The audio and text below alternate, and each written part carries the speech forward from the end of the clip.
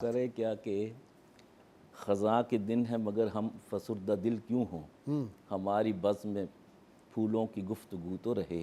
واہ حقیقت یہ ہے کہ یوم تکبیر تحریک پاکستان کے مقاصد کی تکمیل ہے۔ واہ ان مع العسر یسرا، ہر تنگی کے بعد فراخی ہے۔ یہ ملک اپنے حقیقی وارث، جانشین اور حاکم کی تلاش میں ہے۔ ٹھیک دوسرا، اکثر و بیشتر جن سیاستدانوں کا ذکر ہوا ہے، میں الحمدللہ میں ان کے حلقہ احباب میں تھا۔ میری کتاب کا بھی فورورڈ جو ہے ڈاکٹر عبدالقدیر خان صاحب نے لکھا، اور کچھ کا نہیں ذکر، ان کا بھی میں بہت کچھ جانتا ہوں ذاتی طور پر۔ تو میں چند واقعات ہی کا ذکر کروں گا جی بالکل کہ ہماری جوہری قوت جو ہے وہ جس دن سے بنی ہے اس دن سے آج تک اس کا ہم نے عملی فائدہ اٹھایا ہے، جس کا ہم ذکر نہیں کرتے۔ ٹھیک اور اس میں جو جیسے پاکستان عطیہ الہی ہے، مولا یعنی جیسے کہتے ہیں مرضی مولا تھی، اسی طرح یہ بھی مرضی مولا ہے۔ ٹھیک یہ الگ بات کہ جو شخص سب کچھ یورپ میں چھوڑ کر آیا، دولت چھوڑ کر آیا، شہرت چھوڑ کر آیا، اپنی قابلیت چھوڑ کے، اور اس پہ ہم کہہ رہے ہیں کہ تم یہاں پہ پیسے بنا رہے ہو، یہ ہمارے زوال کی کیفیت ہے۔ ڈاکٹر سلطان بشیر صاحب جیسا کوئی دوسرا آدمی نہیں ہے، ڈاکٹر اے کیو خان صاحب جیسا دوسرا کوئی آدمی نہیں ہے، اور میں بہت سوں کے کیونکہ لوگ اپنے نام لانا پسند نہیں کرتے، ڈاکٹر قدیر خان صاحب نے ذکر کیا، میں مختصر سا کہ اس کے کچھ پہلو جو ہیں وہ روحانی بھی ہیں۔ ایک ڈائریکٹر ٹیکنیکل جو بعد میں چیئرمین بھی رہے ہماری اٹامک انرجی کے، میں ان کی محفل میں بیٹھا تھا، میں 1 to 1 بات ہو رہی تھی، تو بہت ساری چیزوں کا ذکر آیا، کہیں گے کہ ہم عام طور پر کوئی پرزہ بناتے تھے تو اگر پہلی بار نہیں بنتا تھا تو اگلی بار صحیح بن جاتا تھا۔ کہتے ایک پرزہ جو ہے وہ ہم نے 4-5 بار بنایا اور غلط بن رہا تھا۔ کہتے اسی غم اور اداسی اور پینسیو موڈ میں ظہر کی نماز کا وقت ہو گیا، میں نے نماز پڑھی، اللہ سے دعا کر رہا ہوں، جیتی جاگتی آنکھوں سے مجھے وہ پرزہ دکھایا گیا کہ یہاں فٹ کرو، یہ ٹھیک ہوگا، واہ اور میں نے جا کے وہ کیا۔ واہ واہ اب دوسرا پہلو، یہ چاغی کی ایکسکیویشن جو ہیں یہ 82 میں ہو گئی تھی۔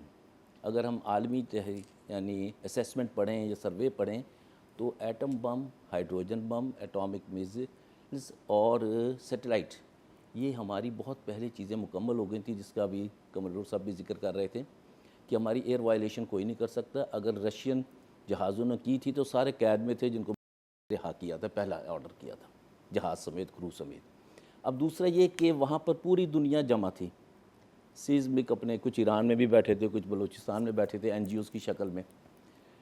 جس وقت یہ بلاسٹ ہوا ہے اس وقت ہلکا سا زلزلہ آیا، ان کی مشینوں نے وہ ریکارڈ کیا ہے اور اس کی کیفیت کو کر ہی نہیں سکے۔ اس کے ساتھ ایک اور ریکارڈ کرنا تھا بلاسٹ، اس کے لیے فرض کر لیں کہ 300 یا 600 گز میٹر یعنی کھدائی کرنا تھی، وہ کم تھی۔ اب یہ اگر ہم وڈرا کرتے ہیں تو پوری دنیا میں سبکی ہوتی ہے، اگر ہم یہ سبکی ہوتی ہے تو ہم نے کہا کہ اللہ کا نام لے کے ہم کریں گے۔ کہتے عین اس وقت جب ہم نے کیا تو اس کا فال آؤٹ اوپر آنا تھا، اور ہمارا جو ہے نا ایٹامک انرجی ٹیکنالوجی، اس میں فال آؤٹ اسپیسیفک ہے جو دنیا کے کسی جوہری قوت میں نہیں ہے، کہ جہاں کرنا ہے ہٹ وہی ہوگا، یہ نہیں ہے کہ ہم دلی کو ماریں تو لاہور بھی برباد ہوگا، ایسا نہیں ہے۔ خیر پھر ایٹامک بلیٹس ہیں، سمالسٹ کہیں بھی نہیں ہے، ٹیکنالوجی بھی علیحدہ ہے، چوری ووری کا کوئی تکلف، یہ بہانے ہیں سارے۔ خیر تو کہتے جب یہ وہاں سے اوپر چھتری بن کے نکلا ہے، این اس وقت تیز آندھی چلی ہے جھکڑ، اور وہ سمندر کی طرف لے گیا، اس کا بھی ریکارڈ موجود نہیں۔ یہ اللہ کا کرم ہوتا ہے۔ دوسری بات، یہ کب بنا، اس کے 2 بڑے سبب تھے، ایک تو 71 کا حادثہ، پھر 74 کے بلاسٹ۔ انڈین بالادستی جو ہے ہمارے پاس فقط 2 آپشنز ہیں، ہم آیا انڈیا کا حصہ بن جائیں یا انڈیا کو اپنے ماضی کی روایت کے مطابق سبق سکھا دیں۔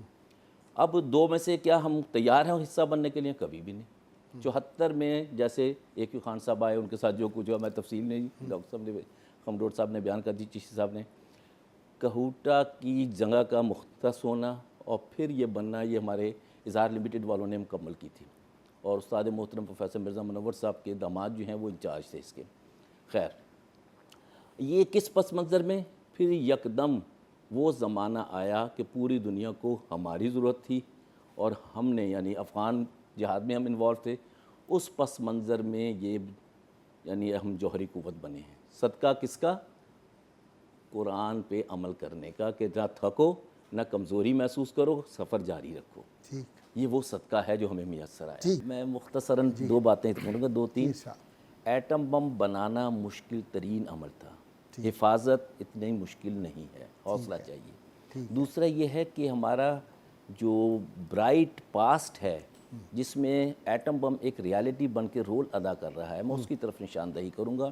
انڈیا میں ایک کتاب بریگیڈیئر روی رکھی نے لکھی تھی, جو جنرل روی کا بیٹا ہے, اولڈ راوین ہے. ٹھیک. اس نے لکھی یہ براس ٹیک ایکسرسائز راجیو کے دور کی, دا وار دیٹ نیور واز. اور اس میں فقط یہ تھا کہ اس دور کے حاکم نے جا کے یہ کہا تھا کہ ہمارے پاس وہ شے بھی ہے جو آپ کے پاس جس سے آپ ڈرتے ہیں. بالکل اور صحیح ہے. ساری چیزیں واپس نہیں تھیں. اور اس نے کہا تھا ہاں کرکٹ ڈپلومیسی جو تھی اس کے بعد 36 سال بعد اس کا پی اے کہتا ہے میری ہون بھی دھوتی گیلی ہو جاتی ہے.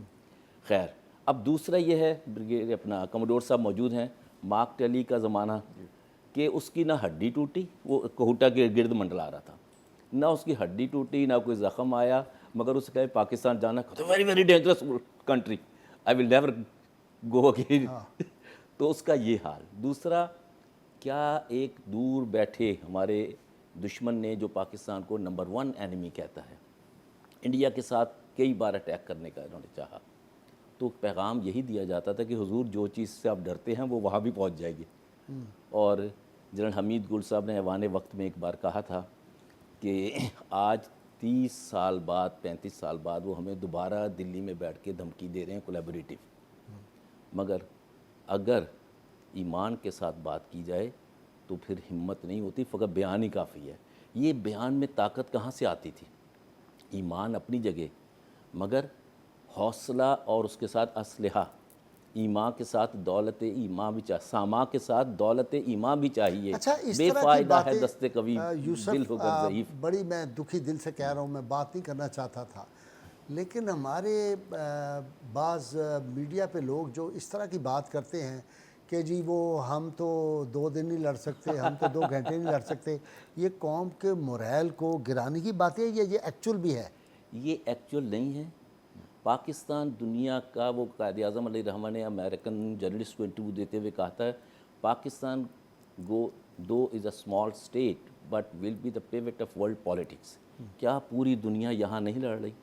پاکستان کا ماضی دیکھیں, پاکستان سپر پاور کو ہراتا ہے, ریجنل پاور تو کوئی حیثیت ہی نہیں ہے, اس کی بھی باری آنے والی ہے. جی کیا برٹش امپائر کو نہیں ہرایا, رشین کو نہیں ہرایا, ٹھیک ہے.